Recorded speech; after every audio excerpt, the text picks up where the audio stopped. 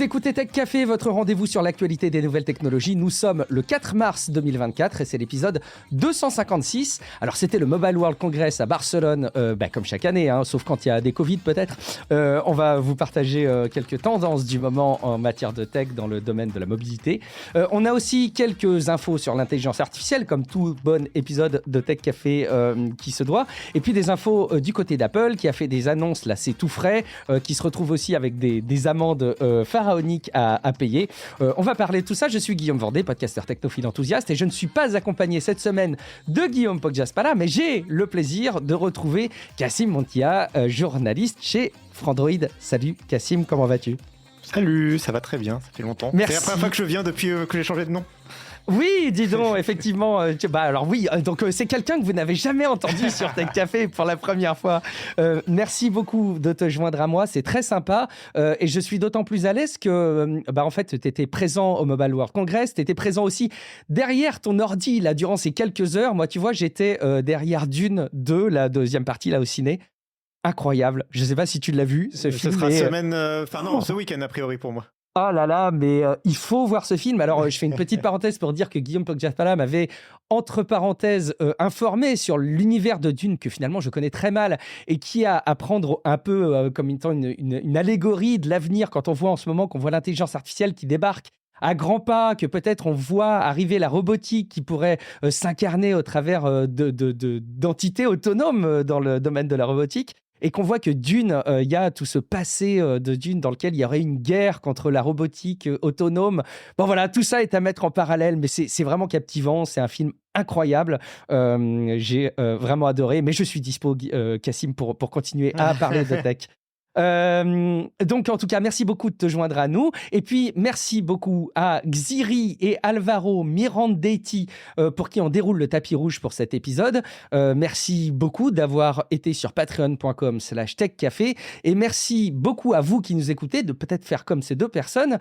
Si vous écoutez Tech Café régulièrement et que vous en avez la possibilité, vous pourrez contribuer parce que Tech Café est gratuit, mais vous pouvez financer l'émission et sa production en devenant un auditeur engagé, un auditeur VIP. Pour ça, rien de plus simple, je vous l'ai dit, patreon.com/techcafé, et vous vous abonnez au montant de votre choix, et en plus sans engagement, donc si vous voulez le faire que quelques mois, c'est possible aussi.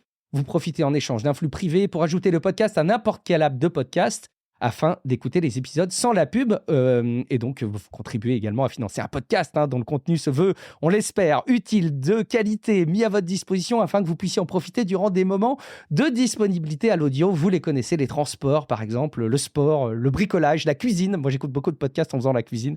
Donc merci beaucoup par avance de l'envisager en vous rendant sur patreon.com/techcafé. Merci beaucoup aussi à celles et ceux qui auront le temps et l'opportunité de déposer un avis sur Apple Podcast, sur Podcast Addict ou quelques étoiles sur Spotify. L'enjeu, il est évident maintenant, vous le savez, c'est quand les gens découvrent un épisode de Tech Café dans les apps de podcast, ils ont peut-être envie de savoir si le podcast est intéressant, reconnu par la communauté. Et en laissant un avis, vous alimentez cette image de qualité, comme l'a fait par exemple Battant, qui a déposé un avis depuis Apple Podcast Suisse. Et il dit bonjour, donc très bon podcast d'information tech. J'aime bien quand les gens ils laissent un avis et disent bonjour au début. Je trouve ça trop mignon. Bonjour, très bon podcast d'information tech qui me sert au quotidien pour ma formation. Je vous écoute très, très régulièrement depuis la Suisse et je trouve que ces informations que vous donnez sont de très bonne qualité et d'un ton très positif. Merci beaucoup à toi, et puis rendez-vous aussi sur techcafé.fr pour déposer des commentaires sur les articles qui accompagnent l'apparition des épisodes et même sur le petit serveur Discord de Tech Café, techcafé.fr/Discord. Pour boucler le tour de piste de l'introduction de cet épisode aussi, je me dois, mais vous l'avez remarqué, de vous dire que j'ai la voix un petit peu altérée parce que donc on enregistre en général le mardi soir. Mardi dernier, je sentais avoir un petit peu la gorge qui me grattait, et alors depuis ça a été l'hécatombe, nez qui coule, gorge qui gratte, pas bien. Ça va un tout petit peu mieux aujourd'hui, donc tant mieux, on peut enregistrer un épisode de Tech Café sans que je souffre et sans que je sois en train de me moucher ou de couper le micro pour éternuer en permanence, mais j'ai la voix un tout petit peu encore légèrement altérée, vous m'en excuserez. Cassim, sans autre forme de procès, on va pouvoir se lancer dans nos news de cette semaine avec déjà le Mobile World Congress. Donc c'est vrai qu'on l'a pas du tout abordé avec Guillaume Poggiaspala la semaine dernière et durant notamment la semaine dernière pour l'épisode précédent. Mais on a quelques éléments qui sont ressortis. Alors je dois quand même partager un petit peu mon sentiment. Et puis évidemment, il va falloir que je confronte ce sentiment à ton expérimentation en bonne et due forme, puisque tu as pu arpenter le salon du Mobile World Congress à Barcelone. Il y a quelques petites innovations, présentations qui ont été pas mal partagées par la presse et donc que j'ai sélectionné, mais évidemment tout ça est mis sous le filtre du travail des journalistes qui ont déjà fait une partie du boulot et probablement que c'est pas exhaustif. Moi, vu de loin comme ça et en surveillant les news qui sont présentées, je ressens une petite frustration, une petite baisse de régime. On est très loin alors de l'actualité de la tech d'il y a de ça quelques années où on s'enthousiasmait des sorties des smartphones. Évidemment, c'est plus forcément le cas. Mais je dois dire qu'il y a vraiment très très peu de tendances marquantes que j'ai vues être présentées dans ce MWC 2024. Déjà, bon, évidemment, la 6G est déjà en route, mais ça, on s'y attendait. Il y a des innovations qui sont en cours autour de la 6G qui promet forcément d'aller plus vite, de gagner en latence, d'avoir peut-être plus d'interopérabilité. Alors, on n'a pas tous la 5G sur notre smartphone, donc on est en droit, mais comme à chaque itération de génération de connectivité mobile, de se dire que c'est une évolution logique, mais ça va sans doute pas être un Big Bang, en tout cas cette année 2024. On a des smartphones, on a le Xiaomi 14 Ultra qui a été présenté, bon, très bien. On a le Human, vous savez, le petit badge qui s'aimante à votre t-shirt qui se veut peut-être remplacer votre smartphone demain, mais finalement qui a été présenté comme étant un produit avec lequel qu'on pouvait voir, potentiellement toucher, et qui pouvait fonctionner sous nos yeux sur le salon, mais finalement pas de grande annonce derrière. Pareil, on a cette fameuse bague connectée de Samsung, la Galaxy Ring, qu'on voit apparaître dans les news et les rumeurs ces dernières semaines, mais sur lesquelles on n'a pas encore de vraies présentations. On a des indications qui montreraient que l'autonomie serait plutôt bonne et qu'il y aurait évidemment pas mal d'éléments autour de la captation de la santé. Bon, très bien. On a même, alors je dois dire, moi, des trucs... Évidemment, tout ça est encore une fois pris sous le filtre de l'actualité tech traitée par les différents médias, mais on a même Xiaomi qui présente un lave-linge à double tambour qui m'a l'air certes très bien, mais je me demande d'une part quel est le rapport à la mobilité et par ailleurs où est véritablement le côté marquant. Bon, après, c'est très très bien quand l'industrie continue à évoluer. Finalement, il y a deux grands absents, mais tu vas peut-être me contredire, Cassim. D'une part, l'intelligence artificielle dont on bouffe en permanence, je dirais même pas chaque semaine, mais chaque jour, peut-être pour notre plus grand plaisir, mais qu'on a vu finalement assez peu présent dans ce Mobile World Congress à mon sens.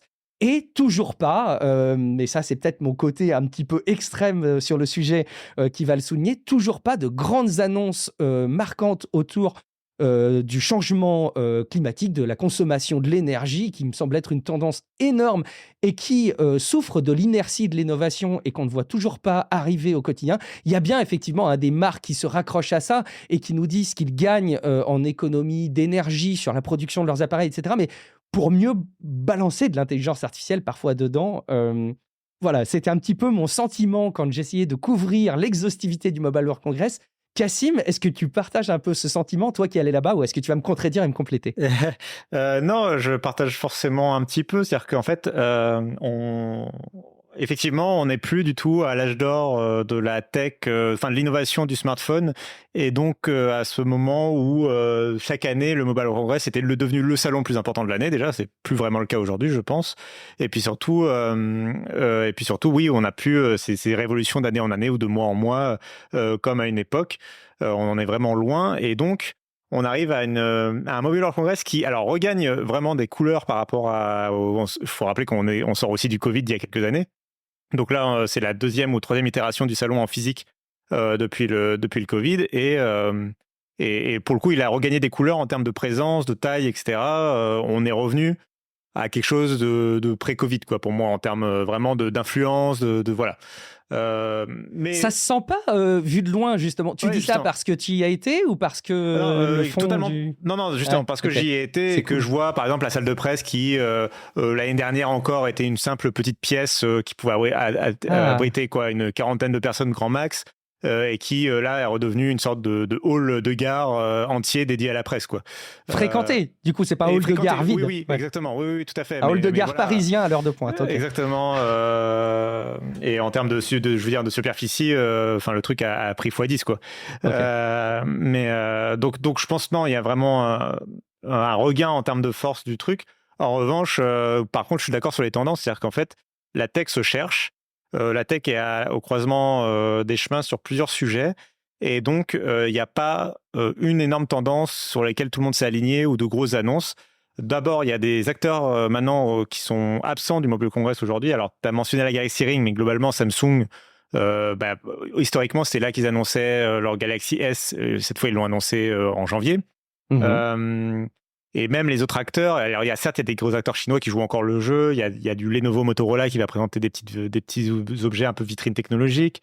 Il y a du Xiaomi qui va présenter sa voiture électrique au moment où on apprend qu'Apple abandonne la sienne et qui du coup se retrouve un petit peu décontenancé de bah mince, on était en train de concevoir une voiture pour pouvoir répondre à celle d'Apple et finalement Apple la lance pas. Alors du coup, on sait plus ce qu'on fait avec notre voiture. C'est vrai, t'as raison. Il y a d'autres fabricants chinois. Il y a aussi des fabricants chinois qui ont disparu, comme Huawei qui a plus autant de choses à présenter aux gens qu'auparavant, ou un Oppo qui est sorti en rapidité, en urgence l'année dernière à cause d'un différend juridique avec Nokia et qui finalement là était au présent au Mobile World Congress pour essayer de signer avec des partenaires avec des opérateurs pour marquer son retour. Ils ont annoncé leur retour publiquement pour le coup lors du salon, le retour en Europe sur les marchés où ils étaient présents auparavant. Oppo reproposera des produits. Alors, sous quel calendrier, sous quelle forme, etc., c'est à préciser, mais voilà, ils étaient là aussi pour faire cette annonce-là. Mais toujours est-il que, du coup, il n'y a pas des grosses tendances qui se dessinent. Les deux qu'on peut attendre, c'est évidemment, effectivement, la question de l'IA. Alors, c'est là où je ne serais pas trop d'accord avec toi, c'est que l'IA, pour le coup, il y en avait partout. Okay. Sur tous les stands, il fallait absolument parler d'IA ou parler de robotique. Et il y avait le fameux iPins, par exemple, effectivement, qui était présent. Mais le problème, en fait, c'est que le sujet de l'IA, les marques n'arrivent pas à prendre ce wagon-là, parce qu'en fait, le sujet de l'IA, il a été réglé aussi vite que l'IA est arrivé. C'est-à-dire qu'en fait, il y a deux outils d'IA qui fonctionnent. Il y a Midjourney d'un côté pour l'IA générative d'images, et il y a surtout ChatGPT. Les gens dans la rue, n'importe qui, l'IA, c'est ChatGPT. Et ChatGPT, en fait, t'as pas besoin d'un appareil, t'as pas besoin d'un nouveau PC pour utiliser ChatGPT. ChatGPT, il fonctionne sur le web et il fonctionne depuis n'importe quel appareil. Et ça, c'est vraiment le truc qui embête, pour pas dire un mot plus vulgaire, les marques. C'est-à-dire que c'est horrible. Rends-toi compte, une technologie que tu ne peux pas vendre aux gens, qu'ils ont déjà sur leur appareil actuel, ils n'ont pas besoin de faire un renouvellement. Et qui te coûte cher en plus. Et qui coûte cher, oui, et qui coûte cher à la tech en termes de déploiement et en termes de data center et tout. Mais voilà, tu peux pas leur vendre un nouvel appareil, un nouveau PC. Microsoft, Qualcomm et tout ça, ils essayent de te vendre l'ère de l'AI PC qui serait sur le point d'arriver. Ça n'a aucun sens. Alors oui, là je troll un peu. Le sens derrière, c'est l'idée de peut-être arriver à de l'IA générative qui serait on-device, comme ce que font les Galaxy S24. Mais déjà, on n'en est pas là. Et même les produits qui le font, en réalité, la qualité des réponses n'est pas du tout au niveau de ce que propose la solution cloud pour l'instant. Donc, on n'en est pas du tout là. Et on est vraiment dans des marques qui essayent de courir après un truc qui est arrivé il y a 2 ans en plus, quoi. Donc, il y a le calendrier de design des produits matériels qui est beaucoup trop long par rapport à une nouveauté logicielle qui a surpris tout le monde par la rapidité à laquelle elle a été adoptée par le grand public et qui était arrivée fin 2022, quoi. Donc oui, et alors ça c'est la première tendance. L'autre tendance, c'est évidemment la question de l'informatique spatiale, oui, bien sûr. qui est pas du tout présente parce que les grands acteurs de cette industrie, alors j'ai fait exprès de dire informatique spatiale, mais en réalité c'est évidemment la réalité virtuelle ou mixte dont je parle. Et il y a Apple et le Vision Pro d'un côté, mais Apple est évidemment pas au Mobile World Congress.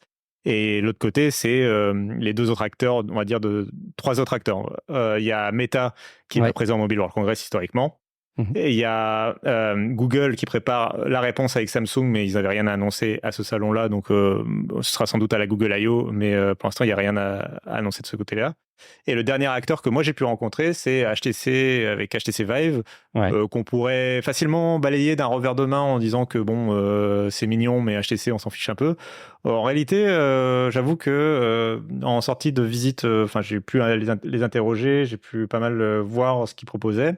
Ils ont un point de vue qui est assez intéressant, qui est alors qui va pas parler du coup à nous, mais qui est, ils sont complètement dans l'industriel et sur un marché que l'on sait très bien qu'Apple ne pourra pas viser. Donc la santé, la sécurité, la défense, tout ça, on sait très bien que c'est des trucs que Apple, avec leurs solutions pas du tout sur mesure, Apple soit t'es conforme au produit, soit t'es pas conforme, mais ils vont pas le changer pour tes beaux yeux. Et ça marche pas pour plein de secteurs industriels qui ont besoin que tu fasses des choses sur mesure pour eux. Et pour le coup, HTC a plutôt ce talent-là de vouloir, voilà, un casque par entreprise presque, on va dire, ou une solution logicielle qui va être capable de s'adapter aux besoins de l'entreprise, quoi. Et ça, ça c'est un truc que je pense que du coup, c'est assez malin de leur part. Alors, ça nous parle pas du tout parce que c'est du B2B et que ça fait pas rêver. Mais je pense que c'est plutôt malin de leur part, pour le coup, d'essayer de s'emparer de ce sujet-là et de pas vouloir être le prochain, justement, de pas chercher à être la plateforme grand public face à Apple, quoi, on va dire. Ouais, bien sûr. C'est vrai que l'industrie, enfin les industries que tu cites, elles sont déjà effectivement en train d'utiliser pour partie d'ailleurs la réalité augmentée selon les secteurs. Mais il y a de ça quelques années, on en parlait, il y a de ça un moment. Oui, je peux comprendre qu'effectivement les réponses sont pas exactement les mêmes que pour le grand public. Après, moi, ce que je trouve aussi assez symptomatique, et là aussi je suis très curieux d'avoir ton retour, c'est quelques produits sur lesquels on peut pas s'empêcher de se gratter la tête. Et là, on se demande s'ils sont très visibles parce qu'il n'y a que ça à se mettre sous la dent, dit vulgairement, ou est-ce que c'est symptomatique, encore une fois, de ce caractère d'innovation qu'on décrit ensemble. Je donne deux exemples. Le smartphone qu'on a tous vu, je pense, quand on suit un peu la tech de Motorola, qui s'enroule autour de votre poignet. Alors en plus, il faut un bracelet aimanté, si j'ai bien compris.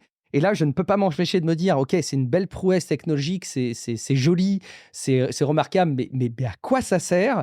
Dans le même registre, il y a, mais là aussi, vous l'avez relayé, mais le PC Lenovo avec son écran transparent, où on sent que les équipes de Lenovo veulent absolument justifier l'apport d'un écran transparent avec des justifications qui, je pense, vraiment ne convainquent personne.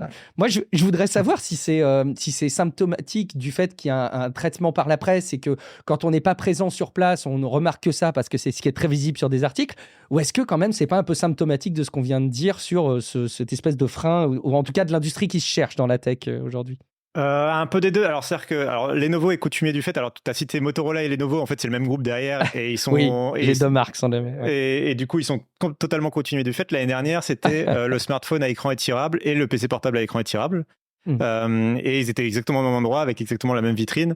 Et dans les deux cas, je pense que c'est pas des produits qui ont vocation à être commercialisés, quoi qu'on pourrait en discuter, mais en gros c'est clairement en tout cas, c'est des projets en développement. C'est pas du tout des projets prêts à être commercialisés là tout de suite. Okay.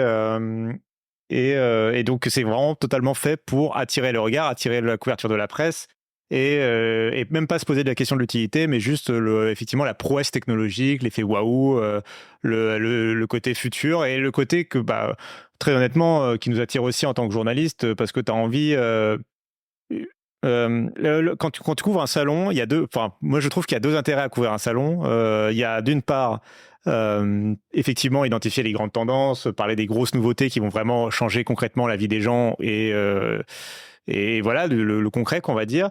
Et l'autre élément, c'est d'aller trouver, très honnêtement, les gadgets les plus cool, soit parce qu'ils sont bluffants technologiquement parlant, soit parce que c'est une idée qui sort un peu de l'ordinaire et que d'habitude tu ne relayerais pas, et que tu peux approcher le produit, tu peux poser des questions aux créateurs, etc. C'est les deux choses, voilà, très honnêtement, qui sont intéressantes en salon. Et pour moi, c'est évident quand tu proposes un PC à écran transparent que tu vas être relayé par la presse en long et en large parce que c'est bluffant à voir, ça marche. On est loin en plus du côté technologiquement parlant, ça marche vraiment, quoi. C'est assez bluffant à voir en vrai.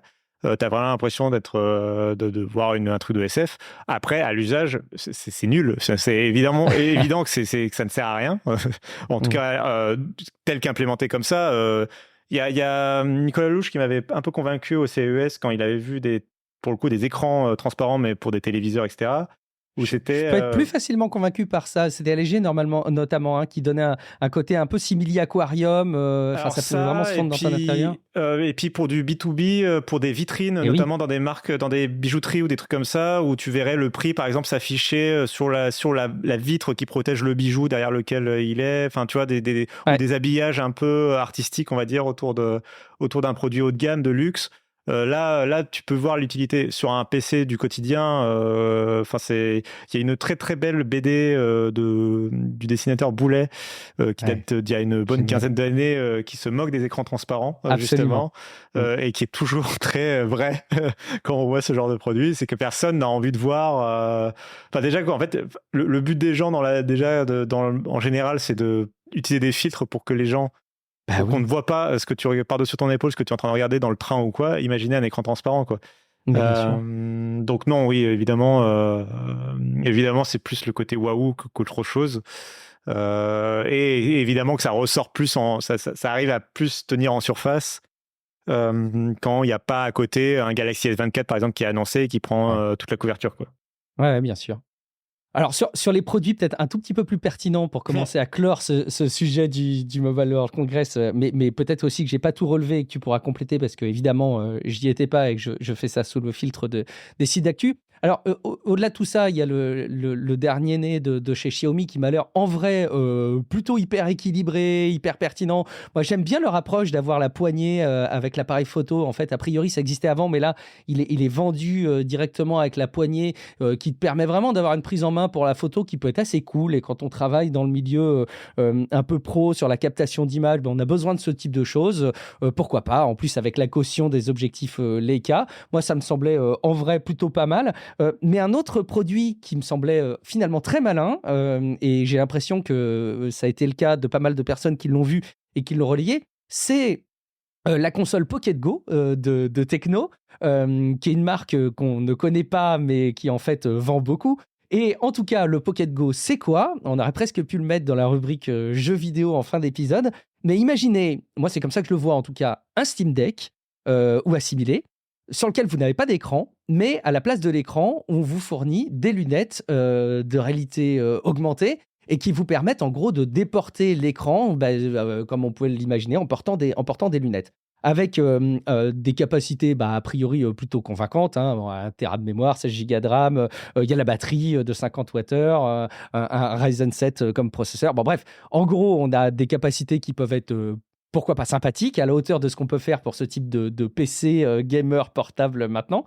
Et je trouve que le fait de remplacer un écran par des lunettes, alors c'est un pari un peu osé, et je ne sais pas si la durée de vie du produit justifiera, je ne sais pas à quel prix on pourra retrouver ce genre de choses, mais je trouve ça plutôt malin. Alors déjà, je veux bien ton avis sur ce produit, je ne sais pas si tu l'as vu, si tu as eu l'occasion de te faire une idée un peu plus approfondie que moi, cet avis un peu en surface. Et surtout, je ne sais pas si tu as d'autres produits ou d'autres innovations, d'autres propositions qui ont été présentées au Mobile World Congress 2024 que tu voudrais souligner pour montrer quand même qu'il y a des choses cool quand même. Alors sur le PC, le PC console à lunettes. Alors moi je ne l'ai pas vu, malheureusement. Je voulais le voir le dernier jour, mais j'ai pas pu parce que je me suis blessé au salon. Mais ça c'est un autre sujet. Ah oui, alors j'ai vu des images qui montraient que tu t'es retrouvé dans les hôpitaux de Barcelone. J'en déduis que c'était pas trop grave quand même. Non, ça allait, tout va bien. Mais bon, voilà, on avait connu meilleur fin de salon. Mais donc non, j'ai pas pu le voir. Mais par contre, mon ami Titouan, alors qui travaille pour 01net, a pu le voir et en a fait un article aussi. Et il m'en parlait, c'est marrant, il m'en a parlé exactement comme tu l'as fait, c'est-à-dire c'est vraiment un Steam Deck sans écran, effectivement. Tout est dans la manette en termes d'intelligence. Oui, et l'écran est déporté. Alors soit, d'ailleurs, vous branchez vous pouvez brancher votre propre écran si vous avez envie, hein, en réalité. Effectivement. C'est une sortie vidéo, quoi. Soit vous branchez donc les lunettes prévues à cet effet et qui vont vous afficher un écran virtuel de 200 pouces, je crois, quelque chose comme ça. Donc c'est évidemment quelque chose d'énorme. Alors la qualité apparemment vidéo est pas forcément optimale, hein, on l'imagine sur ce genre de produit, c'est pas non plus sinon le prix exploserait. Mais c'est déjà c'est vraiment une bonne idée. Il en est ressorti, c'est un utilisateur de Steam Deck, il en est ressorti plutôt convaincu. Donc je trouve effectivement que l'idée se défend. et que c'est malin d'avoir en fait d'essayer de réfléchir à un Steam Deck sans écran en fait et de voir un C'est peu ce qu'on cool. peut en faire. Et il faut savoir que Tecno, c'est une marque qu'on connaît peu en France, mais donc c'est une marque chinoise, euh, mais euh, mais c'est le 5e vendeur de smartphones dans le C'est monde, fou, hein. Ouais, c'est fou, hein. notamment grâce au marché africain. Voilà, Ouais. c'est pour ça que nous, en tout cas en Europe, pour le moment, on le connaît pas trop, mais il est présent à l'IFA, il est présent au Mobile World Congress, donc et petit à petit, on risque d'en entendre parler. Donc surveillez, c'est Tecno la marque. Tecno. Et au passage, je parle de la durée de vie, de la réparabilité, enfin, du fait de maintenir ce type d'appareil. De fait, en y réfléchissant et en parlant avec toi, je me demande si elle est même pas meilleure qu'un produit type Steam Deck. Parce qu'en fait, tu peux remplacer justement les lunettes par autre chose. Finalement, le fait de déporter l'affichage et de pas avoir d'affichage intégré, j'arrive à me demander si ça peut pas être Oui, un plus. puis en matière d'autonomie, potentiellement, je me demande dans Ah quelle oui. mesure les lunettes consomment moins Ah, bien joué. que l'écran, parce que c'est des verres de quelques pouces en réalité. Ouais. C'est des verres, des écrans micro LED, micro OLED, pardon. Ouais. Donc à voir Trop quoi. bien. Et alors tu me demandais Ouais. ce que je retenais. J'avoue que je serais bien incapable de te souligner vraiment un produit ouais phare parce que il y a les fleurons. Évidemment, oui, ok, il y a le fleuron de Xiaomi, il y a le fleuron de Honor, etc. Qui sont très cool, mais bon, c'est juste les nouveaux smartphones chinois Bah ouais. meilleurs que ceux de l'année dernière. Moi, je suis par contre un peu plus client que tu l'as été, j'ai l'impression, du Motorola à mettre autour du poignet. Alors oui, il y a cette ok. question il y a cette question de l'aimant en fait que tu es obligé de mettre de l'autre côté pour qu'il se clipse correctement. Tu es obligé de porter un bracelet quoi, on va dire quand tu portes pas ton smartphone. Mais je trouve moi que c'est plutôt un usage malin, c'est-à-dire que on a vraiment un problème aujourd'hui avec la taille de nos smartphones. On voit que le pliant commence à un début de réponse pour réussir à réduire tout ça, notamment avec les formats flip qui sont extrêmement à la mode. C'est vrai. Et moi, honnêtement, moi qui suis pas porteur de montre, je trouve, enfin, si tu pouvais, en fait, si quand moi j'ai, plutôt que de rentrer mon téléphone dans la poche, si je pouvais le rentrer, si je pouvais le mettre, me le clipper en fait sur mon poignet, moi, ce serait très très bien quoi. Alors évidemment, peut-être le produit est pas encore au niveau de finition qu'on attend. Il y a encore des petits soucis, mais c'est pas la première fois qu'il le présente. Il y a eu beaucoup d'améliorations depuis la dernière fois qu'ils l'ont présenté. Donc on en approche quoi. Et donc on y Ok. arrive. Et je trouve l'idée plutôt intéressante. Et je pense aussi que en termes d'esthétique, il y a un truc à aller chercher. Les smartphones pliants en format flip ont pas mal la cote. Alors notamment, le marketing est vachement orienté du côté des femmes. Ouais. Et donc peut-être il y a un truc aussi à aller chercher du côté, enfin un peu comme accessoire de mode finalement aussi du smartphone quoi. Voilà. Ouais, c'est vrai, je reconnais que c'est assez convaincant. Et moi, je pourrais très très vite me séduire. C'est peut-être mon côté féminin pour rebondir sur ce que tu dis. Mais c'est vrai que j'aime beaucoup le format du flip. Et le fait d'avoir un produit, peut-être que tu tiens mieux en main, qui est plus compact, qui va moins glisser des mains pour une surface d'écran équivalente, why not, pourquoi pas. Ok. Écoute, merci beaucoup Cassim d'avoir cette caution du journalisme Bien sûr.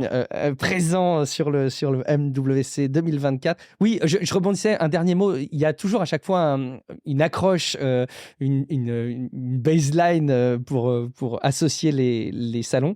Là, pour celui-ci en 2024, c'est le futur avant tout. Et je me disais, mais comment leur est venu ce slogan aussi creux qui ressemble à une accroche, tu sais, d'un parti politique qui se cherche vraiment et qui veut tout dire et rien dire. Et en fait, je trouve que c'était révélateur. Il n'y a pas une crise au sens financier du terme dans le monde de la tech, mais je crois que vraiment l'innovation se pose des questions. Il y a d'un côté des bouleversements comme on n'en a jamais vu avec l'IA, et à côté de ça, des vieilles marmites qui continuent à évoluer à la vitesse d'un escargot comme les smartphones. C'est peut-être comme ça qu'il faut regarder le côté intéressant de la chose. On peut, Guillaume. Alors, je te propose qu'on parle. Guillaume, décidément, j'ai vraiment l'habitude de dire Guillaume. J'espère que tout à l'heure, j'ai glissé, j'ai dit au début en intro. Je vais me reprendre. Je suis tellement habitué à échanger avec Guillaume, et tu fais une illusion parfaite. Bien sûr. Avec ton regard acéré. Non, je te propose, Cassim, qu'on parle plutôt d'Apple Oui. et on parlera un petit peu d'intelligence artificielle juste après. Bon, d'une part, parce que Apple, ça fait toujours vendre, et c'est important de dire qu'on parle d'Apple dans un podcast, comme ça fait des écoutes, mais aussi parce que c'est super intéressant. Il y a plusieurs sujets. Il y a des aspects légaux et des aspects innovation sortis.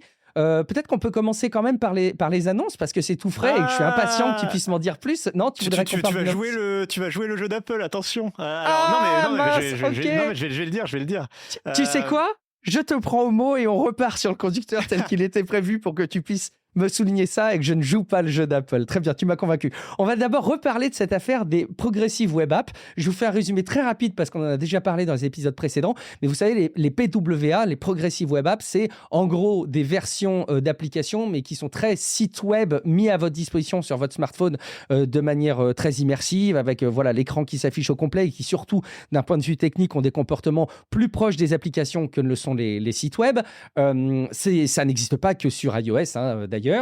Mais sur iOS, au fil des sorties des différentes versions en bêta, donc en cours de développement de la version iOS 17.4, celle qui va arriver prochainement et qui se met en conformité sur plusieurs aspects avec les directives européennes, eh ben, on avait vu disparaître les Progressive Web Apps.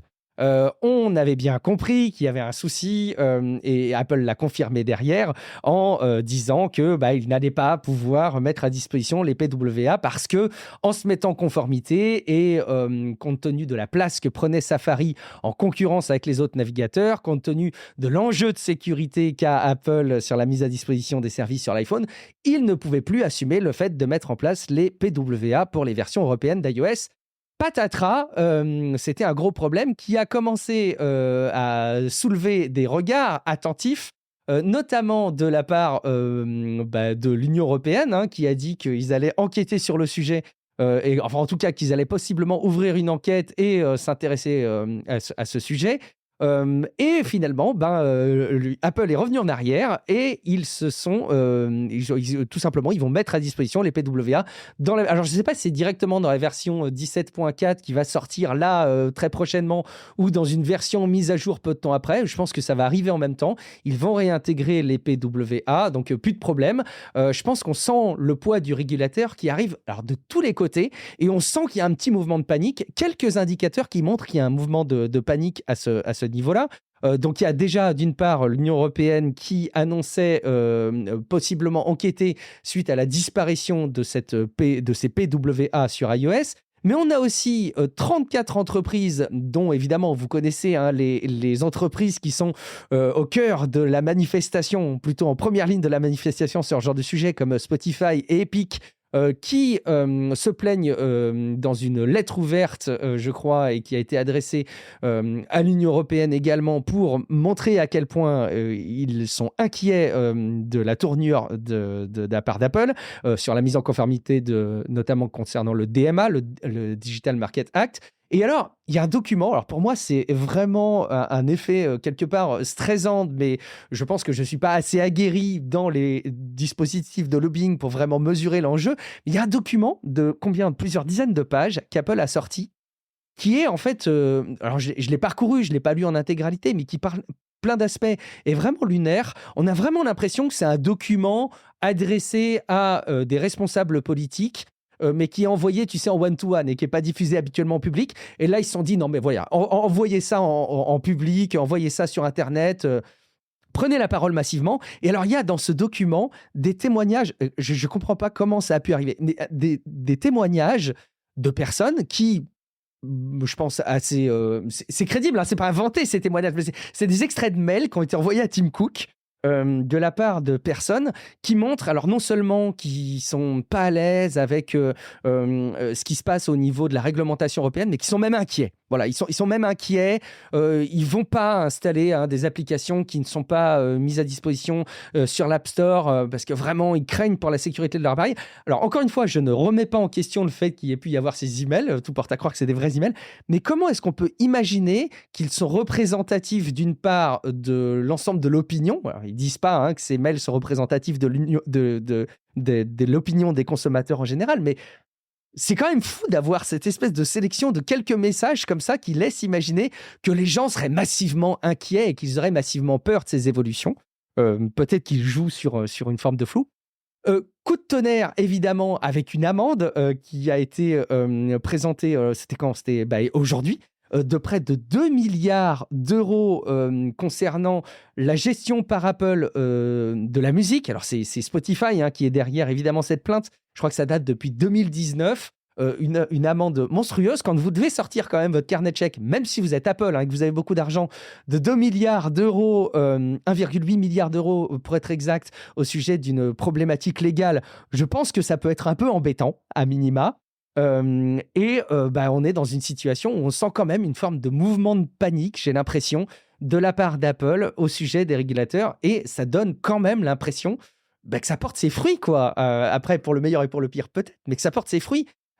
Cassim, est-ce que je me trompe en disant que quand même, là, ils affichent, tu vois, ils font poker face dans les relations publiques, dans la presse. Probablement que dans la WWDC, ils vont écarter ces problèmes d'un revers de main, mais qu'ils vont en même temps montrer qu'il y a des vrais risques en matière de sécurité pour les utilisateurs, mais qu'il y a quand même un peu d'angoisse côté Apple.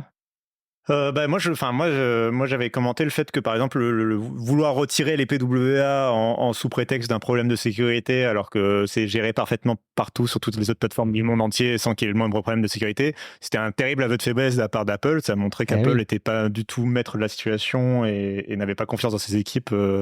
Dire que iOS ne pourrait pas être capable de proposer une gestion sécurisée des PWA, c'est dire qu'Apple n'est pas aussi capable que Google et Microsoft dans le développement d'OS.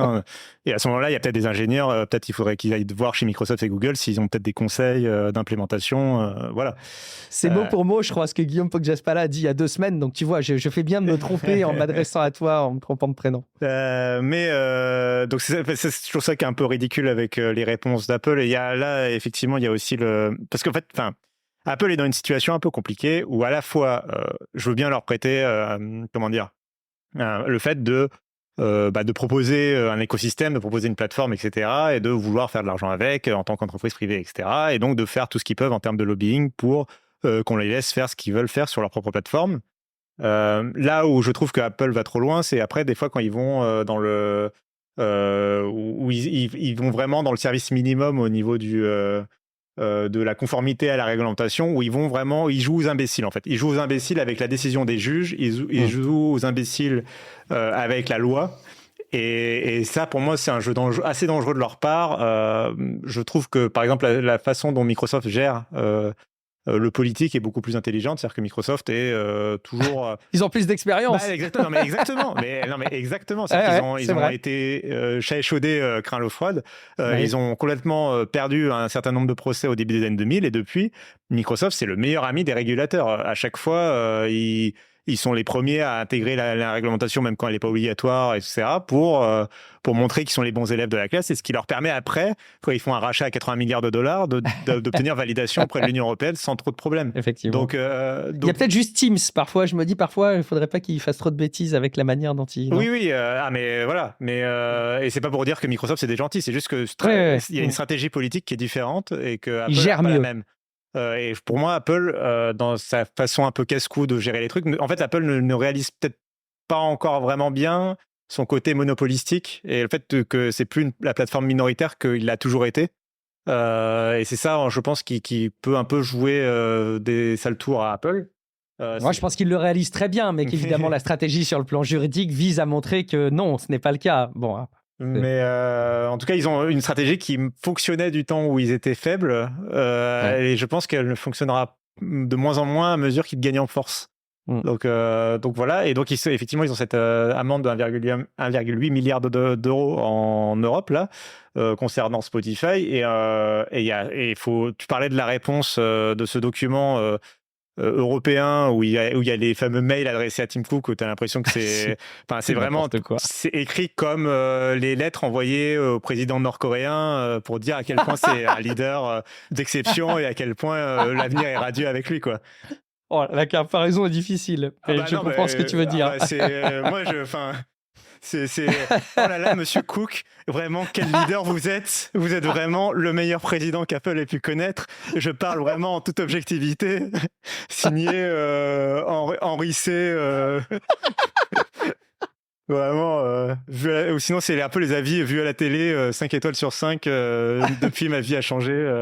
Oh, mettez un avis sur Apple Podcast concernant Tech Café pour dire à quel point le podcast a changé votre vie, s'il vous plaît. Et donc là, il y a eu la réponse, pareil, il y a un communiqué de presse qui est assez lunaire de la part d'Apple sur la décision de l'Union européenne, où ils expliquent en gros que tout ça, c'est à cause des mensonges de Spotify, qui est une sorte d'ogre géant qui en veut toujours plus, qui ne paye rien à Apple pour être sur l'iPhone, mais ça ne lui suffit pas. Il en veut en plus, il veut de l'argent, toujours plus d'argent, Spotify, et qu'il devrait remercier Apple de lui mettre à disposition les nombreux API et frameworks de l'écosystème iPhone, dont, je cite, l'accès au Bluetooth, qui est comme l'un des avantages de la plateforme iOS d'après Apple. Enfin, et en même temps, évidemment, je me moque beaucoup d'Apple dans la réponse, mais Apple marque aussi un point dans le fait que, oui, Spotify, évidemment, c'est le numéro 1 du milieu de la musique en ligne, et c'est un acteur européen. Donc, quand l'Union européenne prend cette décision, évidemment, il y a un côté protectionnisme. Vous avez vu le protectionnisme dont fait preuve l'Europe avec cette réglementation qui privilégie ces vulgaires méchants de Spotify. Tout ça parce que quoi ? Parce qu'ils sont européens. Exactement. Non, mais du coup, évidemment, on peut leur prêter au moins ce point-là. Oui, évidemment que l'Union européenne, quand elle prend ces décisions-là, voilà. Mais bon, après, c'est aussi le jeu politique. Et alors, certes, 3 milliards là, et 2 milliards de dollars, 2 milliards d'euros, pardon, c'est beaucoup. Dit comme ça, c'est beaucoup pour toi et c'est beaucoup pour moi. Mais pour Apple, c'est 5% de leurs bénéfices sur les 3 derniers mois. Donc, bon. Oui, il me semble d'ailleurs que Margaret Vestager à l'Union européenne a d'ailleurs dit que ça aurait pu être évalué à la hauteur des bénéfices de l'entreprise. Si je dis pas de bêtises, hein, je ne veux vraiment pas l'affirmer, mais il me semble qu'effectivement, il y a un rapport au montant de l'amende qui pourrait être bien plus costaud finalement. Oui, alors qu'ils ont déjà pris en compte, l'Europe indique avoir pris en compte le chiffre d'affaires et la capitalisation boursière d'Apple dans le montant de cette amende qui est beaucoup plus salée que ce qu'on attendait initialement côté presse. Pour autant, voilà, Apple ne payant d'une part pas vraiment ses impôts et d'autre part ayant des bénéfices monstres, bon, on va pas non plus trop pleurer, voilà. Mais tu voulais m'aiguiller au début sur l'annonce produit d'Apple. Ben oui, mais effectivement, on revient sur le sujet parce que je suis la représentation parfaite, effectivement, du fait que, alors je n'ose pas croire qu'Apple sorte comme par hasard un MacBook Air à ce moment-là. Ce serait vraiment incroyable, n'est-ce pas ? Incroyable. Mais bon, inévitablement, de toute façon, ça tombe bien. Après, il est possible aussi qu'ils avaient prévu, de toute manière, je ne sais pas quels sont les rythmes des annonces. Mais... Alors, je vais te le dire. Je vais te dire très clairement les choses. Apple n'annonce jamais un produit le lundi. On est lundi. Et très concrètement, oui, le MacBook Air 3, évidemment, il n'a pas été designé là du jour au lendemain. Non, il n'a pas été inventé dimanche. Mais son annonce était prévue très probablement, voire, je peux quasiment l'affirmer, mais je ne peux pas vraiment te l'affirmer, mais je peux te l'affirmer, qui était plutôt prévu pour plus tard dans la semaine. Ok. Et que c'est vrai que le lundi, ça arrive pas. Et que publier un communiqué de presse en plein milieu de la nuit pour les Américains, et surtout à peine une demi-heure, 1 heure après l'annonce de l'amende de la part de l'Europe, bon, c'est un peu... Ça tombe bien. Ça tombe bien quand même, ça permet à tous les sites de... forcément, tu es obligé de le newser. Les podcasts et au podcast. Et non, mais ça permet de tirer la couverture vers l'annonce de ce MacBook Air M3, qui est un nouveau produit Apple. Et que Google News soit forcément divisé un peu entre les deux sujets, etc. etc. Donc, ça fait diversion et ça fait contre-feu. Et si tu as ton MacBook Air M3 qui est prêt à être annoncé, que tu l'annonces mardi, mercredi, jeudi, vendredi, ou que tu l'annonces 1 heure après l'Union européenne, bon, autant l'annoncer 1 heure après l'Union européenne, quoi. Dans la continuité d'une forme de mauvaise foi, je pourrais tout à fait concevoir que désormais, bon, ce serait peut-être pas pratique, il y a peut-être des raisons, qu'Apple présente tous leurs nouveaux produits dès lundi. Tu vois, pour prouver qu'ils n'ont pas annoncé un MacBook Air M3 un lundi que pour couvrir des problématiques de relations publiques et légales, mais parce qu'ils ont subitement choisi, voilà, c'est fortuit, hein, désormais d'annoncer ça le lundi. J'en sais rien, je sais pas. Ouais. Mais bon, voilà, parlons-en rapidement quand même. Ouais. Mine de rien, c'est des vraies nouveautés, mais on peut les présenter très rapidement. Ils ont repris exactement les designs de la génération précédente. Donc, c'est un Mhm. MacBook Air M3 13 pouces et 15 pouces, dont la nouveauté, c'est une puce évidemment plus performante, mais aussi un support vidéo de 2 écrans externes à la fois pour la première fois sur un MacBook Air. Jusqu'à présent, il faut savoir que le MacBook Air était limité à un seul écran externe. On a un Wi-Fi plus rapide qui passe à du Wi-Fi 6E et Mhm. une capacité à décoder la V1, normalement, si je ne m'abuse. Et voilà, hormis ça, on reste à peu près sur le même produit qu'auparavant, sur les mêmes prix aussi, à partir de 1300 euros. Et le même couple 256 Go de stockage, 8 Go de RAM qui commence à faire un petit peu grincer des dents en 2024. Notamment les 8 Go de RAM, ça commence vraiment à être un petit peu radin. Ouais. On arrive dans cette zone-là, quoi. Moi, moi, j'appelle ça la zone iPhone 7. C'est la zone. Bon, ok, Apple, là, c'est vraiment la génération de trop. Vous commencez à abuser.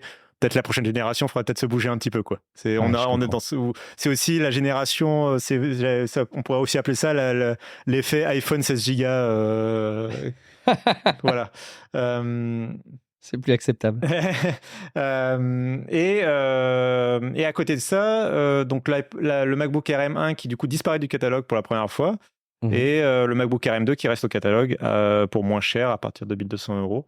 Voilà pour les nouveautés, ça sort dans la foulée, et enfin, il faudra évidemment attendre les tests, mais en réalité, il y aura, à mon avis, très peu de surprises à attendre Mhm. de la part des tests, dans la mesure où c'est vraiment un refresh assez simple du produit, quoi.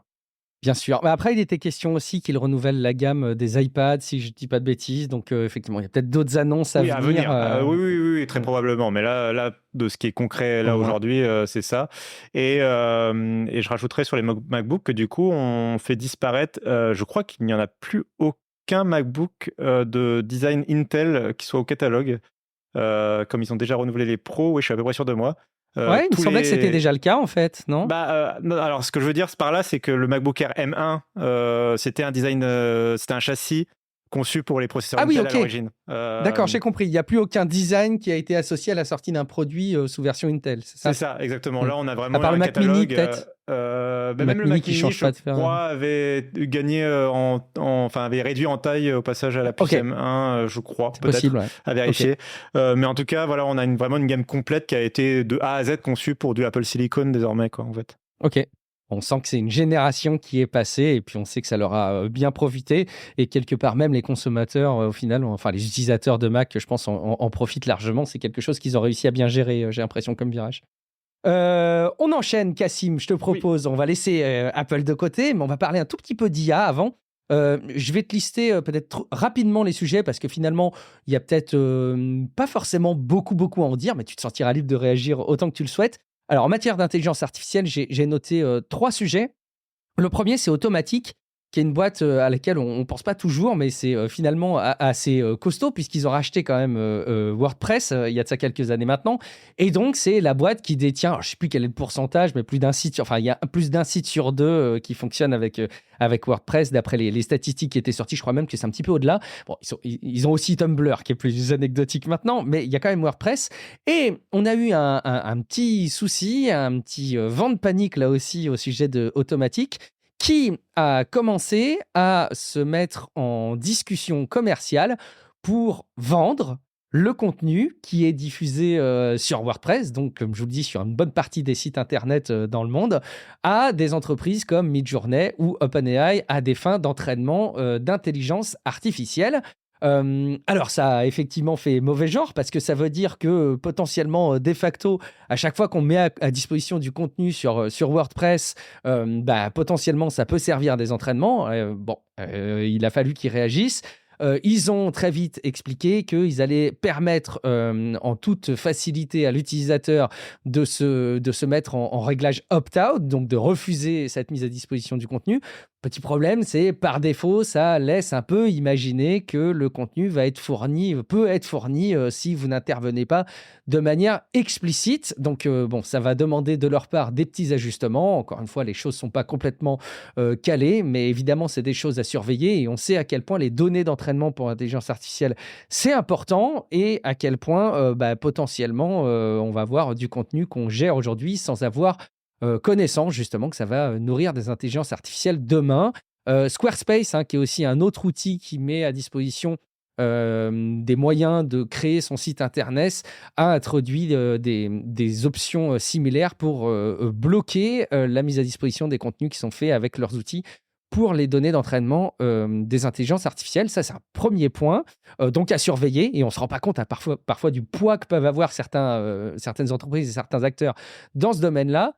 Deuxième sujet, et on ne pouvait pas passer à côté, la plainte d'Elon Musk à l'égard d'OpenAI et a priori plus personnellement au sujet de Sam Altman, parce qu'il considère, Elon Musk, que OpenAI n'est plus fidèle à ce qu'ils ont défini à leur lancement.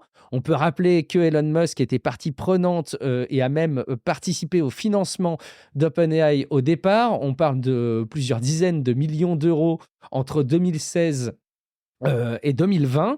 Il a dû se retirer du board entre les deux dates. Il porte plainte contre OpenAI, notamment parce qu'ils ne sont plus en phase avec la promesse et les intentions de travail du départ, à savoir, en gros, d'avoir un rapport à l'intelligence artificielle dans un domaine de recherche, mais pour le bien-être de l'humanité.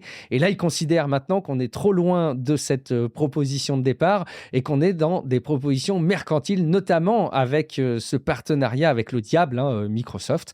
Donc, je pense qu'il y a quand même peu de chances que ça aboutisse et qu'il puisse y avoir des dédommagements, mais je ne comprends pas trop pourquoi est-ce qu'il le fait vraiment. Je pense qu'il y a peut-être plus à perdre qu'autre chose, mais à voir. Peut-être que tu auras un avis différent, Cassim. OpenAI qui a réagi en disant que, en gros, et je le dis avec mes mots, mais si jamais il porte plainte, c'est que justement, il est vexé de ne pas être resté à la tête de l'entreprise, ou parmi les dirigeants de l'entreprise, en tout cas au board, alors que désormais, ça cartonne. Bon, il y a de bonnes raisons de penser que ce soit vrai. Et dernière chose, c'est un domaine qui n'a pas été encore complètement exploré de manière très convaincante, je crois, par l'intelligence artificielle et par les entreprises de la tech aujourd'hui. En tout cas, il y a eu forcément des propositions qui ont été mises en avant et on a vu des choses dans l'intelligence artificielle autour de la musique qui pouvaient être sympas. Mais là, ça semble assez chouette ce que propose Adobe avec donc des expérimentations. Ce n'est pas encore un nouvel applicatif de la gamme Creative Cloud qui est à notre disposition, mais je pense que ça ne saurait tarder. Mais un outil qui permet vraiment de générer de manière hyper simple et assez convaincante, vraiment comme on le fait avec de la génération d'images, mais de la musique, avec des styles qu'on peut lui donner comme instruction et des orientations itératives qu'on peut donner, donc en disant rajoute-moi ceci, enlève-moi un petit peu de cela, pour arriver à créer assez subtilement de la musique, et avec la possibilité aussi de retraiter de la musique qui lui est soumise. Et il me semble, mais je me trompe peut-être, que ce sujet n'avait pas été adressé de manière aussi pas puissante, parce qu'il y a des outils très puissants qui existent en matière d'intelligence artificielle générative dans le domaine de la musique, mais en tout cas aussi puissante, mais aussi facile d'accès. Là encore, c'est pas une application qui est à disposition, mais j'imagine que ça va arriver dans les semaines et les mois à venir. Voilà, c'est un peu le pouls de l'intelligence artificielle de cette semaine. Je sais pas si tu voulais réagir, compléter, corriger ce que je viens de lister, Cassim.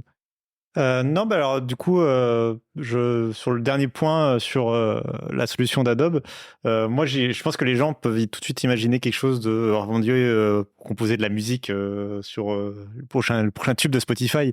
Mais je pense qu'il faut voir plus simple. Je pense qu'il y a une vraie recherche, notamment des créateurs de contenu sur YouTube ou sur Twitch, d'avoir des musiques en background qui soient libres de droit, ou en tout cas qui soient pas activables en DMCA. J'ai dit libre de droit en parlant du travail d'une lignée générative, on pourra me rironner évidemment, mais s'entend que le travail issu, même quand elle a piqué des données aux créateurs, ce qui est issu de l'IA après, ça devient un truc sur lequel il n'y a pas de licence. Dans ce cas-là, ça pourra être utilisé pour de la vidéo YouTube, et je vois très bien des gens pour du petit documentaire ou des trucs comme ça. Utiliser ce genre d'outils à l'avenir, donc je pense qu'il y a de l'avenir. Malheureusement pour les gens qui composent de la musique pour des génériques de podcasts, des génériques d'émissions, etc. Et sur Elon Musk, je pense que... Ce sujet quand même sur la musique, tu sais, alors je raccroche tout à Dune, en ce moment, vous l'avez compris, de toute façon. En ce moment, je me lève le matin, je pense à ça, puis là, je sors du cinéma, donc encore plus. Mais je revoyais un documentaire qui expliquait que le sound design de Dune était assez innovant, en ce sens, et je trouve ça génial quand on met ça en parallèle de cette news autour d'Adobe, parce que ils n'utilisent que des sons naturels. Donc, il donnait, par exemple, je ne sais pas si tu avais suivi ces infos-là, mais par exemple, tu as j'ai plus le nom, mais les véhicules qui ressemblent à des libellules géantes là, dans Dune, qu'on voit aussi dans le premier.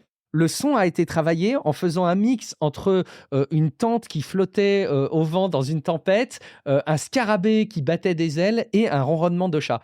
Et donc, en fait, juste tous les sons, tout le sound design de Dune a été réalisé à partir de contenu réel et de sons naturels. Et je trouve ça juste génial de montrer à quel point la saveur si particulière qu'il y a dans Dune au niveau des certains choix techniques et artistiques sont appuyés par des choses qui sont à contre-courant absolu de tout ce qu'on voit en matière d'innovation. Et on commence à parler de musique générée par intelligence artificielle et en même temps, on arrive à savourer peut-être encore plus des contenus qui sont créés de manière plus artisanale.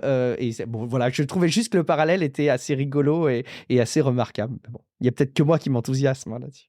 Non, mais voilà. Non, mais oui, il y a encore de la voix, mais c'est évidemment le sujet, c'est plutôt pour les petits créateurs ou créatrices. Ouais, voilà, pas pour les grosses productions qui vont continuer à utiliser tout ce qu'on peut utiliser pour faire du travail original. Et donc, ouais, après, oui, bon, sur Elon Musk, je pense que tu as un peu tout dit et je pense qu'on est effectivement plus dans du. Je pense qu'il y a deux Elon Musk en même temps là. C'est le Elon Musk effectivement vexé, un peu enfant, et il y a le Elon Musk aussi, on va dire aux idées politiques de plus en plus marquées, qui vraiment a un problème à la fois avec Microsoft, qui est en bataille ouverte avec Bill Gates depuis longtemps, même si Bill Gates n'a plus de rapport avec Microsoft. Je pense que dans sa tête, lui, il y a encore un rapport. Et on l'a vu aussi invectiver Satya Nadella sur Twitter. Enfin, bref, je pense que tout ça se mélange un peu dans sa tête quand il est au moment de porter plainte, et je suis pas sûr que ça ira très loin, mais pour moi on est un peu là-dedans, quoi. Cette personne ne tourne pas assez souvent cette fois sa langue dans sa bouche avant de parler, ou l'équivalent au clavier peut-être, je sais pas, mais bon. On enchaîne avec tout le reste que j'ai pas réussi à classer, Cassim. Je vais les prendre vite par paquet et puis tu peux. Bon, en fait, je vais les lister un peu vite et tu pourras réagir. Je sais pas si tu as suivi déjà cette affaire du distributeur qui fait de la reconnaissance faciale à l'insu du plein gré des utilisateurs. Je sais pas si tu l'avais suivi. Non. C'est génial. C'est sur Reddit. Il y a un utilisateur qui a posté une photo d'un distributeur de M&M's aux États-Unis, je crois. Et il y a un message d'erreur Windows qui apparaît. On est toujours en train de sourire quand on voit des messages, des écrans comme ça dans les lieux publics où il y a des écrans bleus ou des erreurs Windows. Donc là, c'est le cas. Et par contre, l'erreur, c'est facial recognition app.exe application error. Il y a une exception, voilà, qui a été, enfin, il y a une erreur qui a été identifiée. Et donc, c'est une bibliothèque de reconnaissance faciale. Et évidemment, l'internaute a publié ça sur Reddit. Donc, ça a fait tache d'huile dans plusieurs médias tech. Et en fait, oui, de manière assez avérée, il y a de la reconnaissance faciale. C'est pas une théorie du complot et ça semble avoir été d'ailleurs désactivé. Mais il y a des distributeurs qui utilisent de la reconnaissance faciale. A priori, évidemment, si on réfléchit à pourquoi, c'est hyper intéressant de se dire que déjà, tu as de la mesure publicitaire de qui voit tes publicités qui sont diffusées sur les distributeurs. Parce que oui, c'est un distributeur qui présente une grosse publicité. Et donc voilà, si tu peux avoir des indicateurs de mesure sur la publicité, c'est un des gros sujets qu'il y a dans le monde de la publicité. Tu sais, il y a ces petits écrans, par exemple, aux stations essence qui diffusent de la pub. Mais en fait, les annonceurs sont assez embêtés parce qu'ils n'ont que des indicateurs assez flous de qui consulte leur pub. Donc, si tu as un outil qui voit quand il y a quelqu'un derrière qui regarde ton contenu, c'est hyper pratique. Et puis, surtout, ça te permet d'affiner ta publicité en fonction du typologie de personnes qu'il y a en face. On y voit vite quand on creuse les intérêts qu'il peut y avoir en tant qu'industriel à avoir ce type de choses. Et donc, l'entreprise a repris la parole quand même en disant derrière, ouais, mais vous inquiétez pas, de toute façon, on était complètement compatible avec le RGPD, hein, vous inquiétez pas. Donc, ce dont évidemment tout le monde peut largement douter. Mais on peut commencer à avoir peut-être un peu peur de voir qu'il y a ces fonctionnalités qui vont se déployer et qui sont peut-être même d'ores et déjà présentes. Tu vois, c'est les distributeurs du futur. T'es surpris ou pas à l'annonce de ce genre de dispositif? Surpris, non, mais bon, c'est vrai que j'avoue que c'est pas forcément la tech qui m'enthousiasme, surtout que tu parlais tout à l'heure des questions de d'environnement et voilà de réponse Ouais. au dérèglement climatique. Je trouve que de rajouter de l'intelligence là-dedans, bon, Ouais. Il y a peut-être pas besoin que ce soit de l'IA très consommatrice d'énergie, mais ne serait-ce que tu sais, la reconnaissance faciale, ça veut dire des caméras, ça veut dire. bah Tu vois, oui, oui, t'as raison, des composants en plus, ça inévitablement, ouais. Ouais. C'est sûr. Alors, dans un tout autre domaine, on a Meta qui a obtenu gain de cause pour obtenir des informations concernant Pegasus, qui est un logiciel espion développé par NSO, qui est une entreprise israélienne et qui aurait été utilisé par plusieurs gouvernements. Et donc, il y avait une plainte qui était en cours. Et donc, WhatsApp, en tout cas Meta, a obtenu gain de cause. Alors, non pas pour avoir l'intégralité de l'info, notamment côté serveur, etc., mais sur les fonctionnements du spyware. Donc ça risque d'être finalement hyper intéressant. Et je ne suis pas certain que parce que Meta va avoir l'info, nous-mêmes, on va avoir l'info. Mais ça reste quand même un secret assez remarquable d'avoir une entreprise comme NSO qui arrive aussi massivement à espionner, voire parfois potentiellement prendre contrôle au travers de Pegasus des smartphones. Et évidemment, quand on réfléchit aux enjeux de confidentialité qu'il y a sur certaines personnalités politiques ou des journalistes, bon, bah, c'est hyper intéressant d'en savoir un petit peu plus. Ça aura mis quand même vachement de temps et le sujet n'est pas encore réglé, c'est pas gagné, mais c'est quand même sympa de voir qu'il y a ce sujet-là. Et puis, toujours dans un registre du côté légal et des smartphones, deux autres sujets. D'une part, il y a l'éditeur c'est MacPo, je ne sais plus Clean My Mac, voilà, qui fait notamment Clean My Mac, mais qui propose aussi un service qui s'appelle Setup, qui propose d'avoir un accès gratuit en illimité et par abonnement à des applications sur Mac. En gros, c'est le Netflix de l'application de l'application Mac, pardon. C'est le Game Pass des applications voilà, Mac. c'est le Game Pass, voilà, des applications Mac, qui va proposer un store sur ce fonctionnement-là sur iOS en profitant des évolutions de la réglementation dans l'Union européenne. Ça, c'est sympa de voir ce lien aussi. Et puis un dernier sujet, alors qui n'est pas forcément légal, quoique, c'est la désactivation de la fonctionnalité RCS par Google sur les appareils Android qui ont été routés, donc en gros qui ont été débloqués au niveau de leur protection. Et ils désactivent le RCS a priori. Alors, c'est pas sur tous les smartphones, mais a priori, il y a des smartphones qui sont routés, qui se voient désactiver la fonctionnalité de RCS. Vous savez, cette fonctionnalité de RCS, c'est l'évolution un peu intelligente et au goût du jour de ce que devrait être le SMS en 2024, a priori pour empêcher la propagation de spam et les abus sur ces outils de messagerie sur les smartphones Android. Donc, coup dur, et je ne sais pas si ça ne va pas un peu loin à voir. Je ne sais pas si tu voulais réagir à l'un ou l'autre de ces sujets, Cassim. J'avoue, ça fait longtemps. Le routing de smartphone Android, c'est loin derrière moi aujourd'hui. Je pense que pour l'utilisateur, honnêtement, pour l'utilisateur moyen, aujourd'hui, il y a quand même plus vraiment d'intérêt à route. Et il faut savoir que ça entraîne plein de problèmes du genre. Je crois que Netflix, par exemple, ne fonctionne pas s'il détecte que ton smartphone est root, ce genre de choses. Ouais.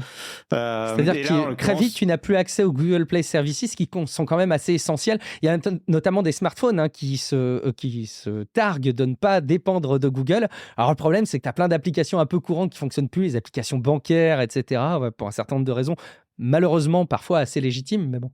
Oui, et dans le cas du RCS, j'avoue qu'en termes de sécurité, je peux comprendre que un smartphone root, ils savent pas ce que tu peux faire. Comme tu as les droits, littéralement, tu as les droits admin. Donc, potentiellement, ce que ça peut appliquer dans le chiffrement des données, etc. Ouais, mais est-ce que c'est vraiment plus embêtant que le SMS parce que le SMS reste fonctionnel, tu vois? Ah oui, mais alors, le SMS, il n'y a pas comment dire, il y a pas de présomption de sécurité. Là où le RCS, tes contacts pourraient s'imaginer que parce que tu es en train de discuter en RCS, tout est sécurisé, alors qu'en fait, tu utilises le RCS depuis un smartphone root qui potentiellement est compromis, quoi, on va dire. Ouais, ok. Je vois comme ça. Ça se défend. Puis effectivement, tu as raison, sans doute que c'est pas. Non, il n'y a pas de nombreuses personnes qui aujourd'hui dépendent d'un appareil routé. Comme jailbreak un iPhone aujourd'hui, c'est quand même assez. Ouais. C'est vrai que ça se justifie plus vraiment.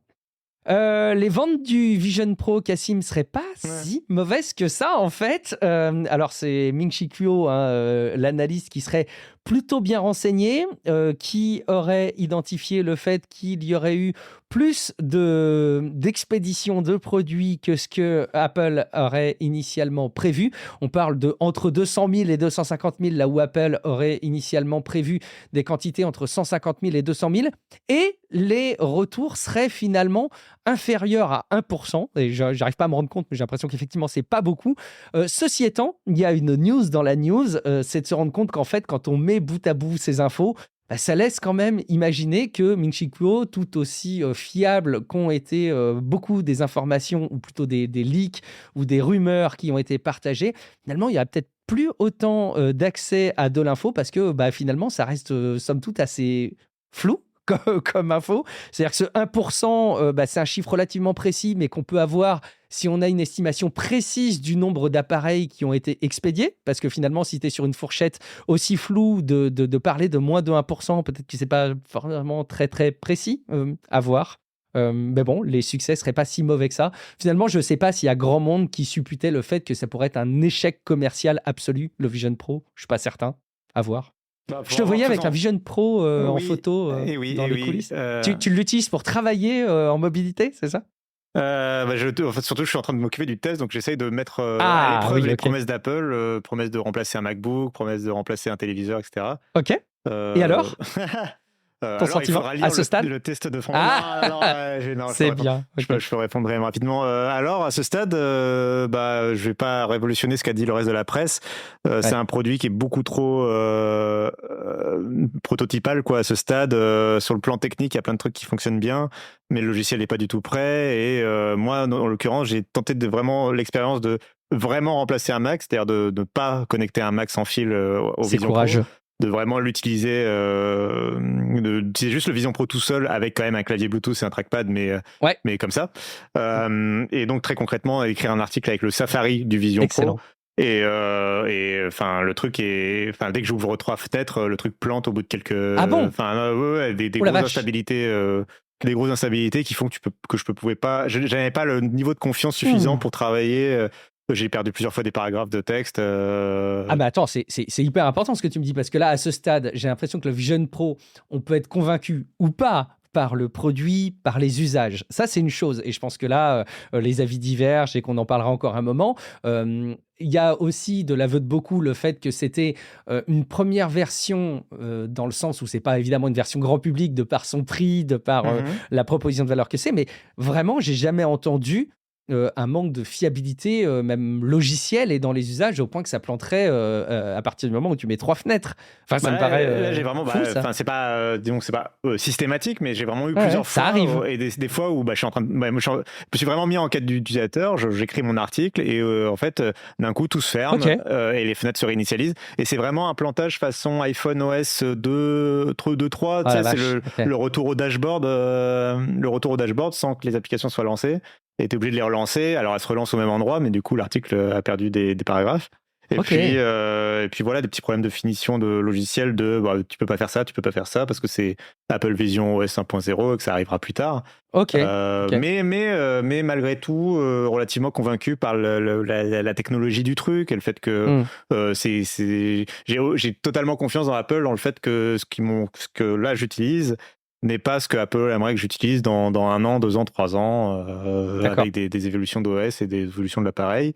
Et je terminerai sur le fait que c'est vraiment, logiciellement, faut vraiment imaginer. Apple insiste sur le côté remplacer un Mac. Aujourd'hui, c'est vraiment plutôt l'iPad qu'il faut imaginer remplacer par un Vision Pro, dans le sens où c'est littéralement iPadOS, au point où quand les services t'envoient une notification par mail comme quoi tu t'es connecté sur un nouvel appareil, ils disent vous êtes connecté sur un nouvel iPad. Ouais, d'accord, tu confirmes que c'est très proche d'un iPad à la fois techniquement et dans l'expérience finalement. Oui, et les applications, c'est vraiment Safari, tout ça, c'est vraiment tout l'usage que tu as. Si tu peux aujourd'hui remplacer ton PC par un iPad, tu peux le remplacer par un Vision Pro. Si au contraire, tu peux pas remplacer ton PC par un iPad parce qu'il te manque des applicatifs de bureau un peu lourds, tu pourras pas le remplacer par un Vision Pro. C'est hyper intéressant. Mais alors, du coup, je vais aller jusqu'au bout de la conversation, Cassim. Tu es en train de me dire que tu le testes tout le temps. Et là, tu es en train d'enregistrer un podcast, Oui. un épisode de Tech Café. Ça veut dire que tu es en train d'enregistrer Tech Café avec ton Vision Pro sur les yeux? Alors, non, parce que j'ai eu Oh, mais mince! alors, on arrive à une autre Non! révélation. Je peux te faire une autre révélation si tu Ah, veux de mon test. Quand tu te blesses au crâne, ah c'est yes! beaucoup moins remplaçable qu'un PC portable. Mon PC portable, je peux continuer à l'utiliser. Quand tu te blesses au crâne, tu ne peux plus vraiment utiliser. Enfin, j'évite d'utiliser trop le Vision Pro en ce moment. Voilà. Oh mince, ok. Et que j'ai une vraie blessure, donc voilà, j'évite de faire le malin. Et Ok. genre, je peux peut-être en profiter pour glisser du coup ce que j'avais rajouté dans le conducteur Bien sûr, très au rapidement contraire. pour dire que quand vous êtes européen et que vous visitez des pays européens, enfin de l'Union européenne, vous avez le droit à ce qui s'appelle la carte européenne d'assurance maladie, qui est un truc que vous pouvez demander, qui est gratuit, qui est valable 1 an ou 2, je crois. Qui est vraiment en gros l'équivalent de votre carte vitale, mais pour le reste de l'Europe, et ça permet de faciliter, c'est pas obligatoire, mais ça permet vraiment de faciliter la paperasse si vous vous retrouvez face à un médecin ou un hôpital dans d'autres D'accord. pays. Donc faut le savoir. C'est un bon truc à savoir. Et l'autre truc à savoir, c'est que donc c'est une carte physique. Mais si, comme moi, vous l'avez laissée dans votre pays d'origine parce que vous dites que vous n'en avez pas besoin, parce que vous ne vous avez jamais rien, ou en tout cas que vous l'avez oublié, quoi. Vous avez l'application Amélie, qui est l'application officielle de la sécurité sociale en France, disponible sur iPhone et sur Android, qui propose une version dématérialisée de cette carte. Trop Alors, bien. faut l'avoir déjà demandé en version physique, faut l'avoir déjà reçu une fois dans ta vie en version physique, mais pas besoin de l'avoir sur toi. En l'occurrence, du coup, j'avais l'application, j'avais du coup ma carte que je pouvais montrer aux gens. Bon, en l'occurrence, si vous voulez, du coup, j'ai fait une capture d'écran et je l'ai envoyé par mail dans la foulée. Ils étaient très contents. Ça a pu vachement accélérer le process Génial. d'admission. Mais voilà, c'est bon à savoir, je pense. L'application Amélie, c'est gratuit. C'est pratique d'avoir ça sur soi.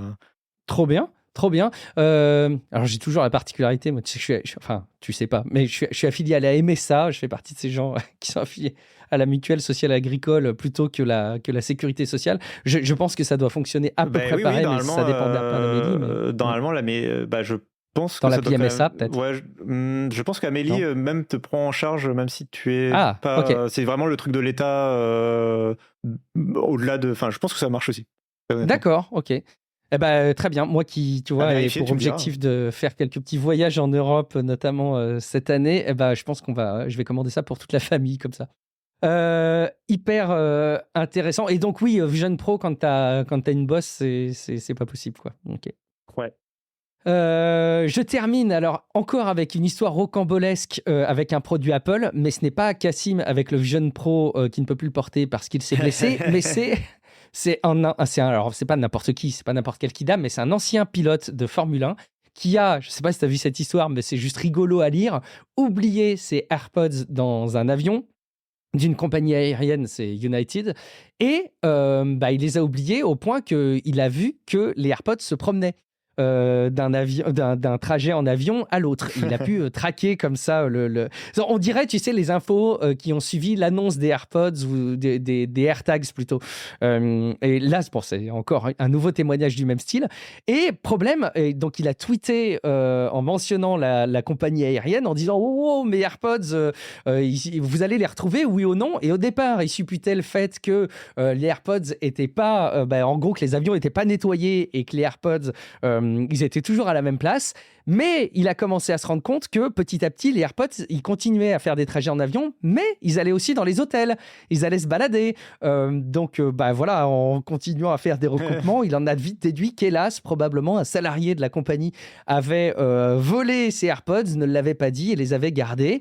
Il a continué à interagir. Au final, United a réussi ils ont appelé et ils ont dit qu'ils avaient retrouvé les AirPods, qu'ils les avaient avec eux et qu'ils pouvaient les redonner. Ils n'ont pas dit si jamais quelqu'un malheureusement a été viré pour vol dans la compagnie aérienne. Et au final, beau joueur, je crois qu'il il avait même abandonné au départ les réclamations qu'il faisait parce qu'il avait bien senti que comme l'affaire grandissait et avait pris beaucoup de viralité, il se sentait un petit peu responsable du fait que justement quelqu'un puisse être incriminé de vol au sein de la compagnie aérienne. Et il a considéré, beau joueur, que peut-être cette personne avait des difficultés à s'acheter des AirPods et il était bien content de lui en faire profiter. Bref, voilà, c'est une histoire rigolote que j'ai vu passer sur Slate et que je vous invite à lire. Et puis, dernière chose, parce qu'on avait parlé de The Line avec Guillaume Poggiaspala il y a de ça quelques années maintenant, et on en parle assez régulièrement. qui est cette vision de la ville dystopique en Arabie Saoudite et d'ailleurs sur lesquels on misait potentiellement des billets sur le fait que ça ne verrait jamais le jour. Alors non pas que ce soit en train définitivement de sortir de terre, mais enfin les travaux avancent, donc c'est quand même en bonne route et on avait déjà souligné à quel point ça pouvait être une véritable catastrophe écologique.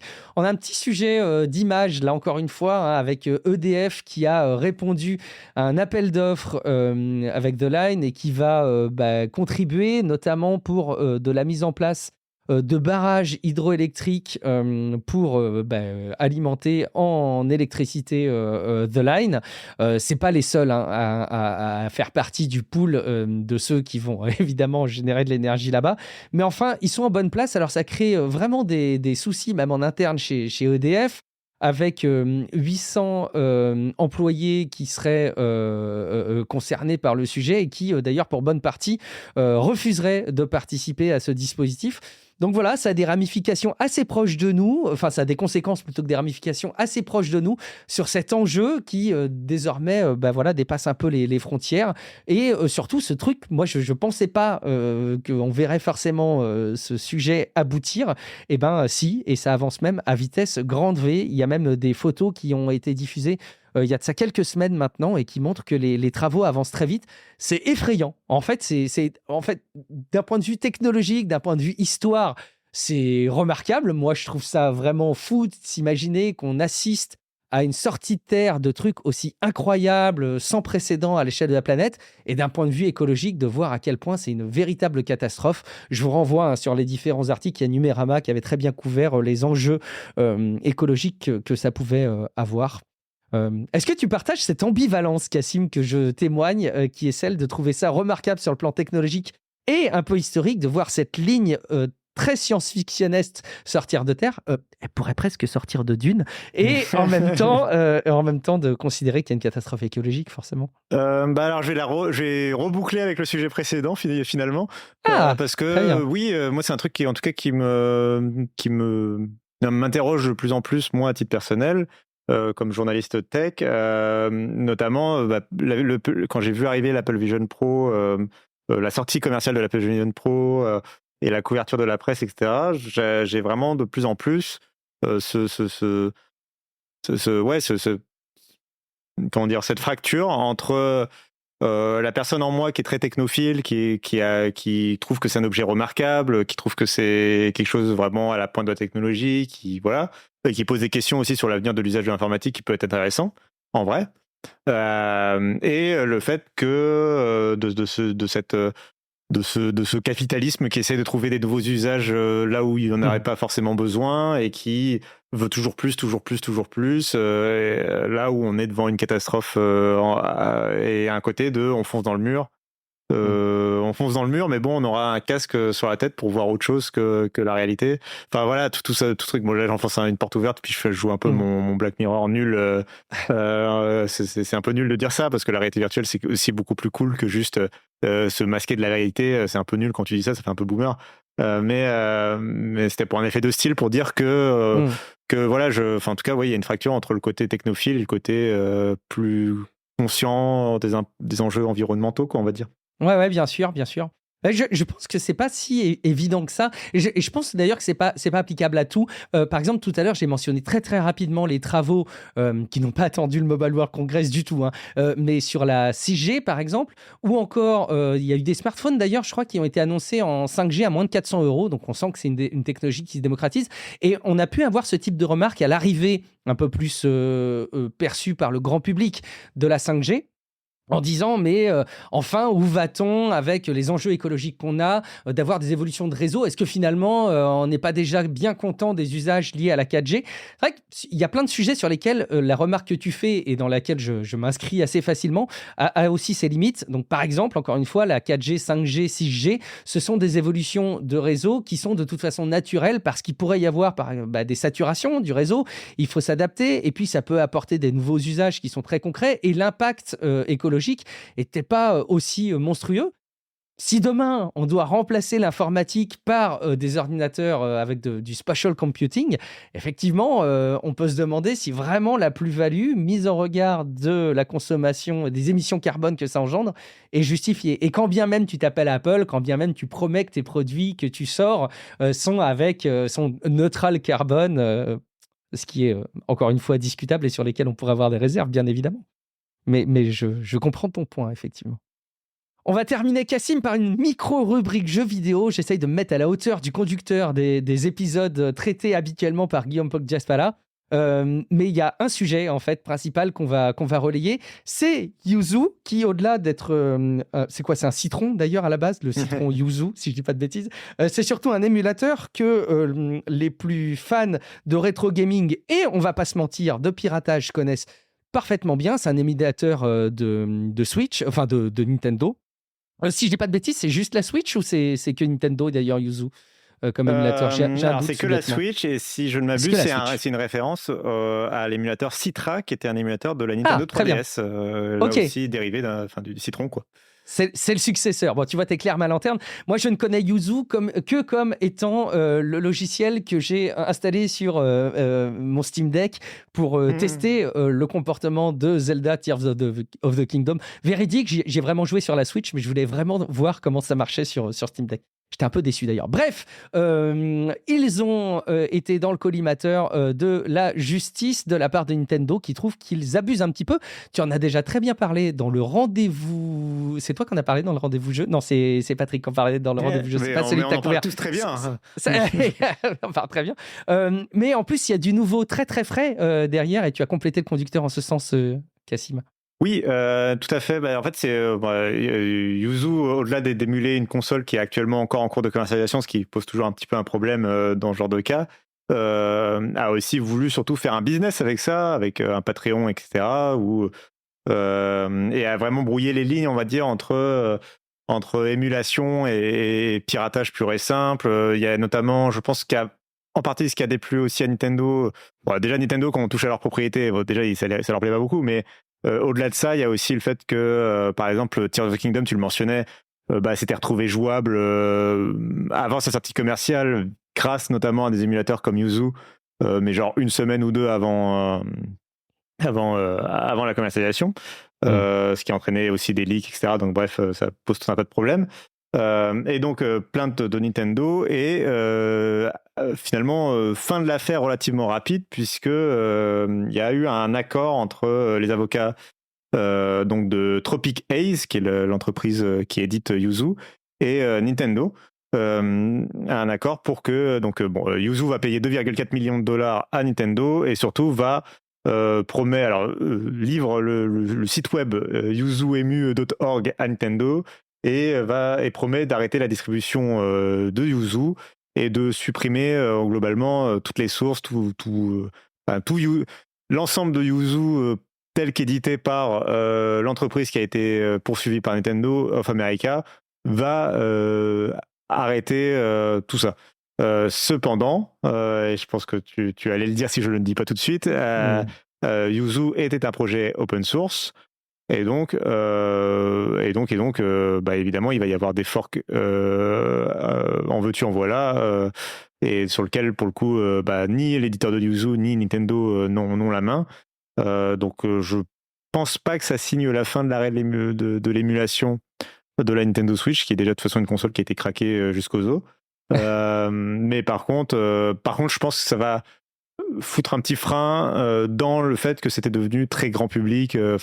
Et il faut comprendre aussi, si tu me permets un petit mot sur l'émulation de la Switch, il faut comprendre que c'était devenu un enjeu même de piratage sur PC au sens large. C'est-à-dire qu'en fait, il y avait un souci qui était que la Switch était, comme je viens de le dire, craquée jusqu'aux os. Les jeux qui sortaient à la fois sur PC et sur Switch étaient protégés contre les cracks sur PC et résistaient plutôt bien aux pirates, mais se retrouvaient jouables dès le premier jour sur PC par l'intermédiaire d'une version émulée de la Switch, au point où c'était vraiment, tu téléchargeais le jeu sous forme d'exécutable, tu t'en fichais. En fait, c'était devenu presque transparent le fait qu'il y ait de l'émulation. Tu double-cliquais sur l'exé, et en fait, derrière, il y avait Yuzu qui se lançait automatiquement, mais peu importe. Ça lançait le jeu. Et donc, ton jeu était piraté, en fait, jour 1. par l'intermédiaire de sa version Switch, alors que la version PC était encore protégée. Donc ça posait des problèmes aussi aux éditeurs tiers. Donc voilà, on est dans ce contexte-là quand Nintendo porte plainte aussi.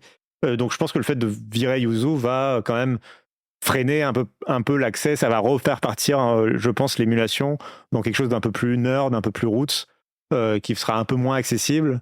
Ce qui va permettre de faire gagner un peu de temps à Nintendo. De toute façon, après, il y a la prochaine console aussi qui sortira l'an prochain. Donc voilà, je pense qu'on en est là.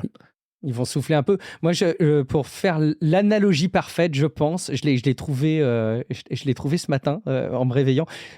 Presque. Je trouve que c'est comme Popcorn Time. Je sais pas si tu te rappelles, mais Popcorn Time, Exactement. quand c'était vraiment répandu en matière de piratage, c'était tellement simple d'accès et tellement bien maquetté que vraiment passer à côté, c'était compliqué. Et ça a été, ça a été un peu bloqué. Ça a été complètement bloqué d'ailleurs.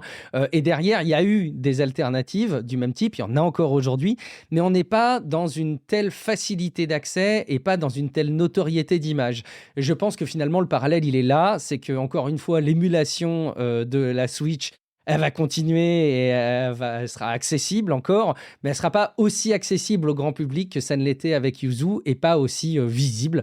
Bon, quelque part, on en retrouve peut-être une situation de normalité. Au point, hein, ça y est, évidemment, vous allez sur yuzuemu.org et vous n'avez plus aucun lien de téléchargement. Si vous vouliez vous dire, ah, tiens, peut-être qu'ils n'ont pas encore tout retiré là. Alors, ça y est, c'est déjà retiré. GitHub, la partie GitHub est fermée, etc. Enfin voilà, c'est terminé. Et donc 2,4 millions de dollars, c'est ça qu'ils acceptent de payer. Quand même une petite somme pour eux.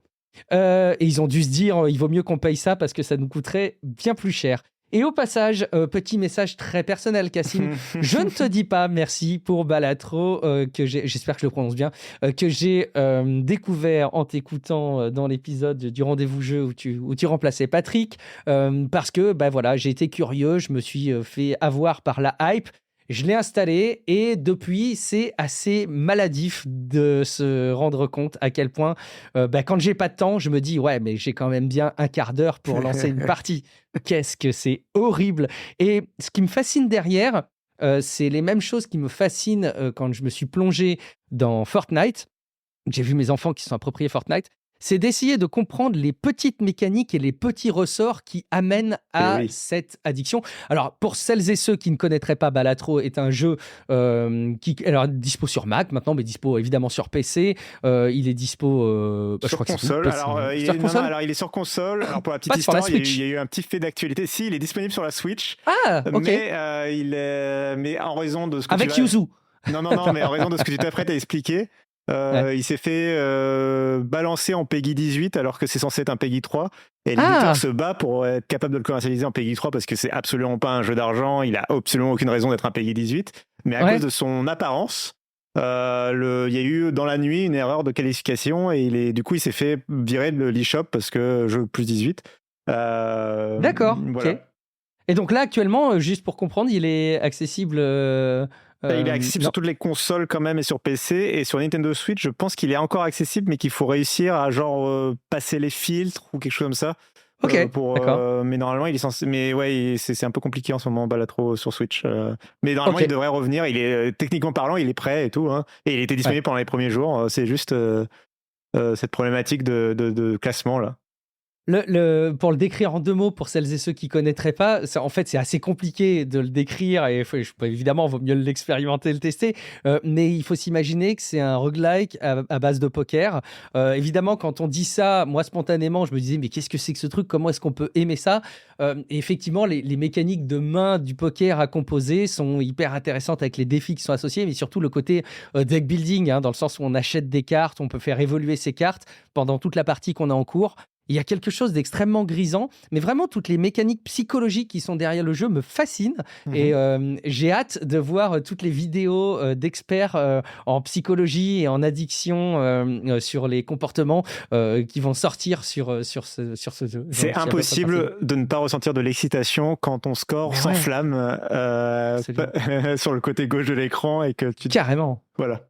Au point où, et alors c'est ça qui est assez génial, c'est qu'au début, les premières fois, tu testes et tu t'amuses à calculer un peu en gros combien tu vas gagner. Puis à la fin, quand tu as un certain nombre de jokers qui multiplient les trucs de manière hyper puissante, t'es estomaqué, mais sans savoir évidemment exactement combien tu vas gagner. C'est absolument génial. Alors, je sais pas si ça t'est arrivé, je terminerai là-dessus. Je joue sur Steam Deck.